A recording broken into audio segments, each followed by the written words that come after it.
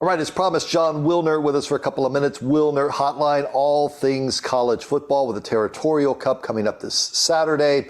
John hosts a podcast every week with John Canzano. They do this dueling podcast, guys together doing their deal. I shouldn't say dueling podcast, but they're together going back and forth. They had Kenny Dillingham on their podcast this last week. So I'm just curious, let's start there. How did you find Kenny to be? If somebody wanted to check out this content, where would they go?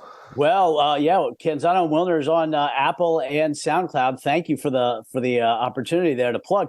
You know, he was Dillingham. He was passionate, right? And he talked about a lot of good stuff. I had intended, we reached out to ASU a while ago about this because I was fascinated by what it is like to coach a team that can't go to a bowl game. And how does he manage that internally? What happened on that day, August 25th or 26th, whatever it was, when they were told all that? I've just been fascinated by it the whole year because he has kept their motivation and their energy level high, right? They've been playing hard all the way. So then we got talking and we touched on that, but God, there was so much to get into with him, right? Because they were going to play Oregon, his former team, and Bo Nix, his former quarterback. And he talked about how he handles in-game strategy on adjusting his play calls based on what the defense is doing. That was really interesting. He talked about who he would root for if Oregon played Florida State in the college football playoff, his two former schools. I asked him why ASU fans should be optimistic that he is going to turn Always Something University into because I know you have referenced that many times, into a winner. And he talked very passionately about his passion for ASU. And it certainly comes through when you talk to him. And I do think that that is what potentially could set him apart from a lot of the other coaches they've had over the decades is, he's got his blood and guts in this thing, right? John, when he was hired a year ago, I don't know if I felt from you, and I certainly had my reservations because he'd never been a head coach. It's a year later. What are they saying nationally about the Arizona State hire? Forget about Herm, forget about Ray, Antonio, all the nonsense, okay? What are they saying about what kind of job Kenny Dillingham is doing you're in? People have been pretty impressed because they got 3 wins and everybody knows they played, is it 6 quarterbacks? I can't keep track, Yeah, right. They're playing tailbacks at quarterback. They're playing receivers at quarterback. Everybody knows they're battered and bruised. And yet they almost beat Washington.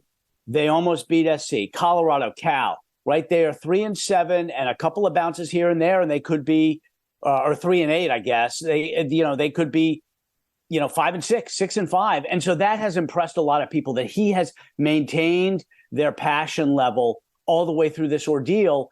But a lot of folks can't really separate Dillingham from the bigger picture of the administrative mismanagement, right? Everybody's like, well, he's been, he was dealt a 2, 3, 4, and 6 or something, if he's playing cards, the worst hand possible by his administration. It's hard to separate that. And everybody's been very impressed with what he's done. I don't know that anybody is ready to declare him a first-rate head coach, but people have liked what they've seen. They've certainly liked the creativity he showed. The swing and gate stuff is fantastic. He's really resourceful, and he has kept their energy and enthusiasm up. John Wilner with us for a couple of minutes. Wilner Hotline, all things around the Pac-12. John and I chop it up every week. All right, Arizona State. Cats are favored by 9. That seems about right, even on the road. I am guessing that Saturday is going to be a bit of a Cat takeover in Tempe. What do you make out of this game, big picture? Well, Arizona's playing for potentially a berth in the championship game, right? Because if they win and Oregon loses, Arizona's in. They're in Vegas playing Washington for the conference title. And they will know what their situation is because the Oregon State game is Friday evening.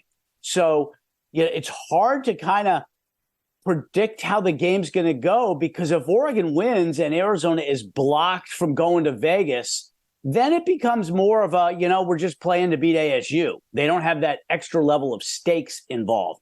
If Oregon loses, then Arizona's going to come out. I would think there'll be smoke coming out of their nostrils, right? Because they win, they got a chance to play for the conference title. So to me, the line and the outlook, a lot's going to take shape starting at about 8 o'clock Friday night when we know if Oregon has won or lost. Bounce over to U of A. Their side of the football, Jed Fish's name linked to the Michigan State job. He says not true. His name's going to be linked to a lot of places. Do you expect him to return to U of A, John? I think it's probably a little bit better than 50-50 at this point. But I think that there's certainly a chance he could go somewhere else, right? He doesn't have Arizona blood or Tucson blood like Dillingham does with ASU and Phoenix, right? And anytime you hire somebody who doesn't have roots at your program and your school, there's a chance that they're going to go to a bigger school, of more money, a place where football is the primary sport, right? Arizona is a basketball school. Fish is never going to get away from that. So, if somebody comes and he's making $3 million a year. Somebody comes, offers him, pay him $6 million a year at a football school. It might be a hard offer to turn down. We will see what kind of negotiations unfold with Arizona, right? Here's Arizona. They got a $250 million accounting mistake, right? That is causing great emotional pain and is going to result in budget cuts across the university, right? So they're negotiating with Jed Fish, very successful coach. The money Fish gets isn't coming directly from that pot of cash university has, but the optics for giving Fish a big raise would be terrible. And the faculty responds to optics. You're right. They don't care. Some professor doesn't care that Jed Fish's money is coming from someplace else. If his academic programs are getting cut, he's going to raise holy hell with the president. So it's a little bit of a tricky situation for Bobby Robbins. And I don't know how it's gonna turn out with Fish, and if they're going to make him an offer that will, basically take him off the market. It's going to be really interesting Saturday. Just there's so much that's fallen into place, and as you put it rightly, the Oregon State being on Friday night. John, have a great holiday with your kids. Appreciate chopping up with you as always. Thanks a lot, Brett. There's John Wilner, Wilner Hotline. You can find his content. Follow him on X, Twitter at Wilner Hotline, and on sports360az.com. And we're back with more after this timeout.